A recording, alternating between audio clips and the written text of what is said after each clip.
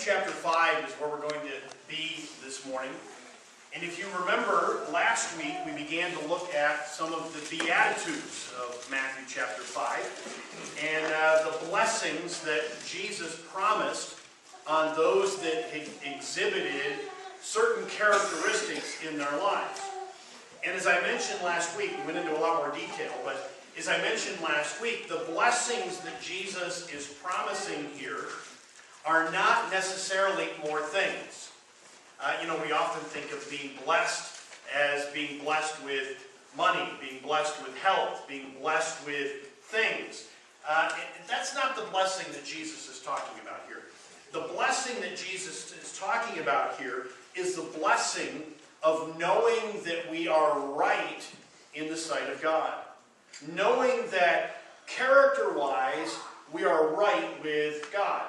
And that is the blessing that he's talking about here.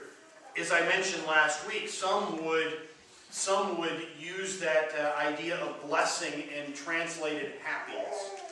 And I'm not opposed to that. I don't think that's wrong to say that, God brings happiness as a result of these things in our lives. But at the same time, I believe it's deeper than that. To me, happiness is a surface thing. To me, happiness is something that we display. And happiness at least implies, I don't know that it means this, but happiness at least implies that everything is wonderful and great in our lives. You don't often hear people talking about being happy if there's something going on in their lives that's negative. And so happiness at least implies that everything is great and everything is wonderful in our lives. I believe Jesus here is talking about something much deeper than that. Because even as we practice some of these Beatitudes, it may not come with good circumstances. It may not come with everything being well in our lives. It may come with the opposite of that.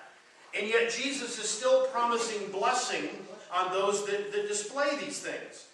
And so to me, the idea of blessing here is more, as I said, an inner sense of satisfaction, knowing that we are absolutely right with God.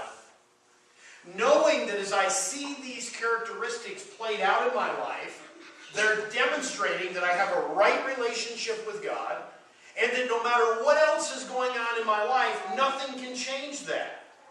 Nothing can take that away. And so when I think here of the idea of blessing, that's what I'm thinking of. Internal, deep satisfaction coming from knowing that we are right with God. Last week we looked at the first 4 of these Beatitudes, and I'm going to review those. And I have a feeling by the time I'm done reviewing them, I'm going to have to postpone the second half of the message until after Easter. But we're going to do this quickly, I hope. Last week we said that the first Beatitude was, "Blessed are the merciful, for they will receive mercy." Or I'm sorry, I got way ahead of myself, didn't I? I told you I was going to cover that quick. Last week, the first one we looked at was, "Blessed are the poor in spirit."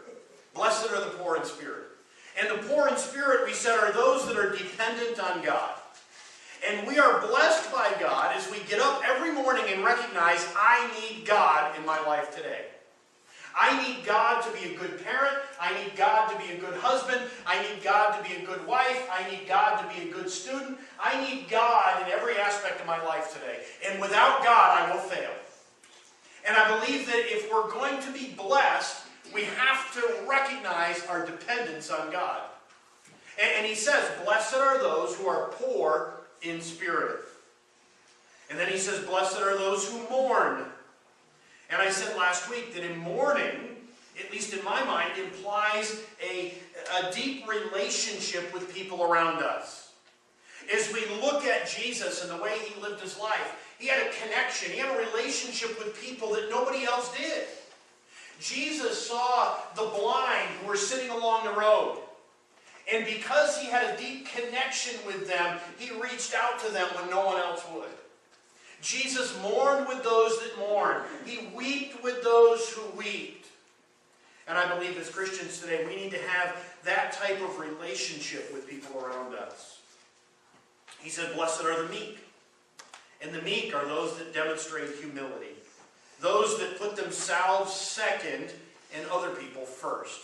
And the illustration we looked at last week was Jesus washing his disciples' feet. He was willing to humble himself and to lift up those around him. And then we talked last week, blessed are those who hunger and thirst for righteousness. Those who crave fellowship with God. Those that desire to know God and to have a life that is right with God are those that hunger and thirst after righteousness. As we move ahead quickly this morning, the last four of the Beatitudes. The first one that I mentioned already, blessed are the merciful. Blessed are the merciful.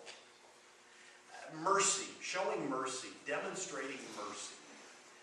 As I thought about mercy, I think, mercy is demonstrated in at least two ways.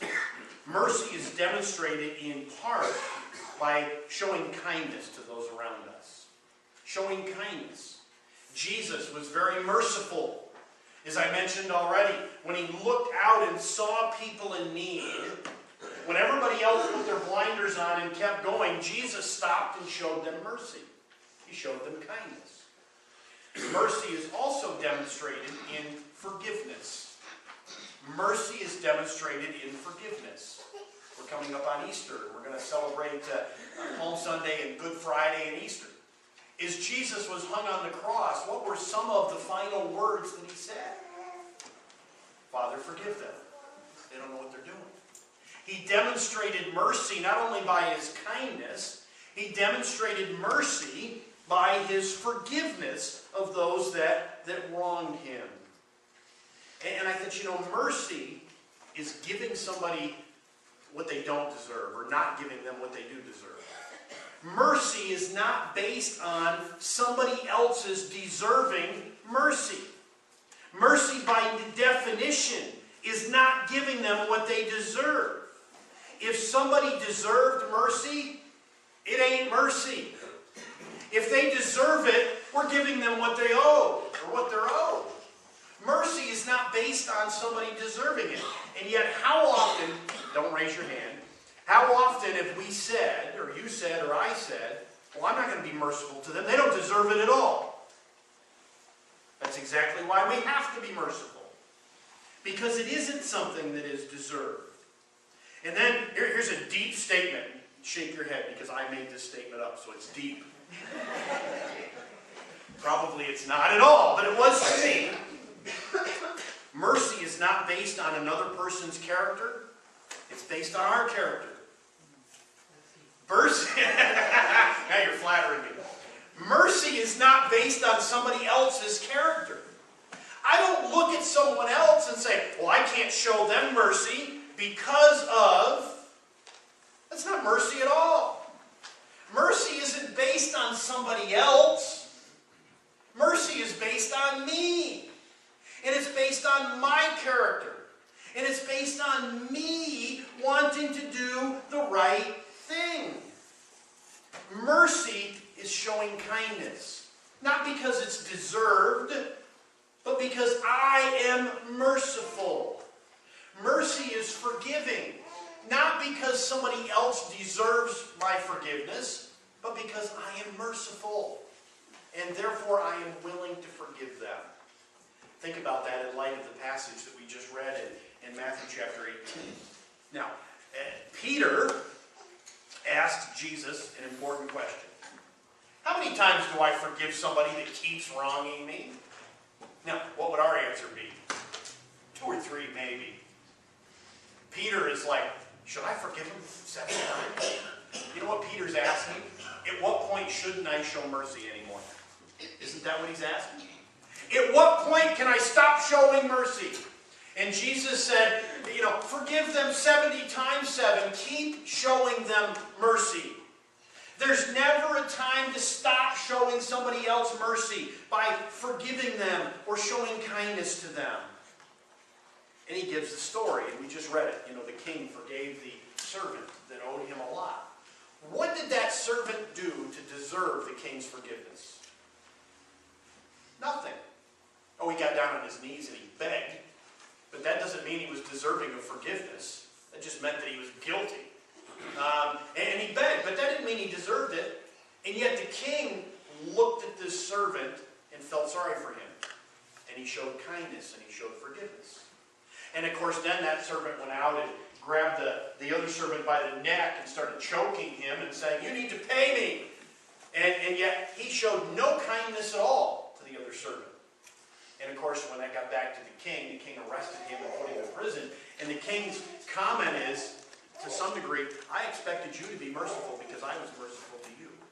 Now that relates to us. Why are we merciful as Christians? We're not merciful because somebody else deserves it. We're merciful because God was merciful to us. And we didn't deserve it any more than the person that we're unwilling to show kindness or to forgive deserves it. But God showed mercy to us. And out of our heart, we are to show mercy to others. And so Jesus, in sharing the Beatitudes, said, "Blessed are those who are merciful. Blessed are those who take the mercy that God shows to them and demonstrates that same mercy to those around him." Blessed are the merciful. He then says, "Blessed are the pure in heart." Blessed are the pure in heart. The pure in heart are those that have a heart that is right with God. Blessed are those whose heart is right with God. And that more than just an outward appearance of purity, he's talking here about a genuine purity of heart. Somebody whose heart is right with God. Not somebody that's perfect, not somebody that's without sin, but somebody whose heart is right with God. As I was saying that this morning, my mind went back to the Old Testament and I thought about David for a little bit. David in the Old Testament was not a perfect individual. All you got to do is read his life. The first time I deeply studied David's life, I was so depressed, I was so down in the dumps, because I thought, how is this man ever referred to as a man after God's own heart? I could not believe the things that I found in David's life. And how, sinful he was at times. But then I thought, you know why he's called a man after God's own heart? It wasn't because he was perfect. It was because his heart was broken. Every time he walked away from God in sin, David's heart was absolutely broken. And when David realized what he had done, he ultimately came back and confessed his sin to God and sought God's forgiveness. If you remember in the Psalms, after David sinned with Bathsheba and then had her husband killed and covered all of that up, David said, my bed was soaking wet at night because I was just mourning all night long. I was absolutely devastated at what I had done.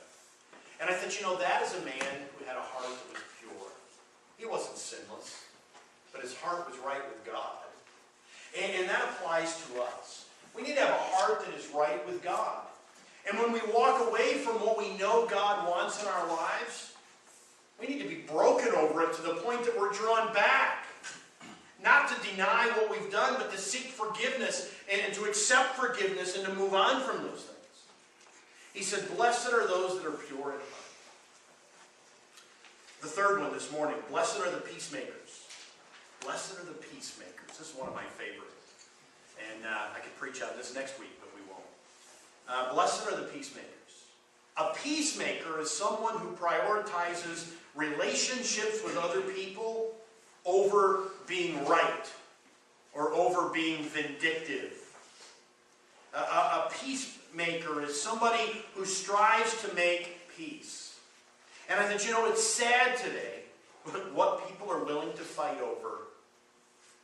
You name it today, and people will fight over it. Maybe some of you saw this, and maybe you don't read it as deeply as I did, because sometimes I make a foolish decision. When I see something on Facebook, I click on the comments, and I shouldn't do that. Somebody posted a recipe online this week, and I thought, that looks like a good recipe. And so I clicked on the comments, because sometimes people will say, well, I added this or did this different. Somebody turned that into a heated political argument. A stuffed pepper recipe turned into a heated political argument with nasty, rotten comments being thrown back and thinking, and somebody finally commented, "It's a recipe!" But I thought, you know what? People today fight over everything. And Jesus said, "Blessed are the peacemakers." The Bible certainly never teaches that we all need to agree on everything. We don't. And I don't have to agree with you to be a peacemaker. You don't have have to agree with me to be a peacemaker. And it's interesting because Jesus doesn't say that blessing comes from always being right. He said blessing comes from seeking peace. Blessing comes from seeking peace. And I thought, there's times that we need to bite our tongues and swallow our pride and create peace over trying to be right. Blessed are the peacemakers. Here was a thought that I had. Another deep thought. You can nod your head. Oftentimes, the greatest way to being a peacemaker is simply to listen. Simply to listen. And sometimes that's the greatest way to making peace. And it's interesting to me because I get into a lot of discussions, not as many as I used to because I've backed away from it. But I got into a lot of discussions on Facebook about a variety of different topics. And you know what I always found? The other side, whoever was discussing with me, ultimately would say, but, speaking of the side that I represented, isn't listening to me. They're not hearing my fear. They're not hearing my hurt. They're not hearing my side of the argument. And then the side that I was representing would say the same thing, but you're not hearing me. And I thought, isn't it sad how we don't listen? We don't listen. One side listens simply looking for how to argue. It's simply looking for where the other side can be wrong. And we don't hear, we don't listen at all. And yet listening is one of the greatest ways to be a peacemaker. And here was another thought that I had this week. If you disagree with someone, that's great, that's fine, nothing wrong with that. You should be able to present their argument for what they believe as well as you can present your own. If you can't present the argument of the other side, you haven't listened to them. You haven't understood at all what they're saying. Now, you don't have to agree. You don't have to agree at all. But you should hear enough to be able to understand and present what they're saying, because that demonstrates that you've listened and you've understood and you've attempted to create peace in that situation. It's sad today how many people that are just good at stirring the pot. There are some people, I think that's the control that they have in their lives. They can just stir it up and watch people fight. Jesus said, blessed are those that are peacemakers.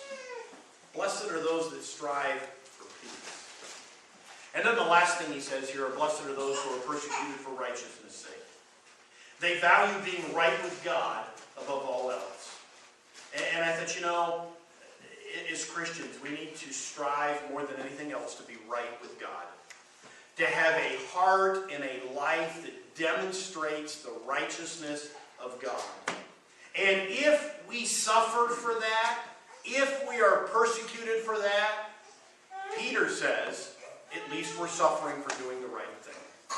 At least we're suffering for doing the right thing.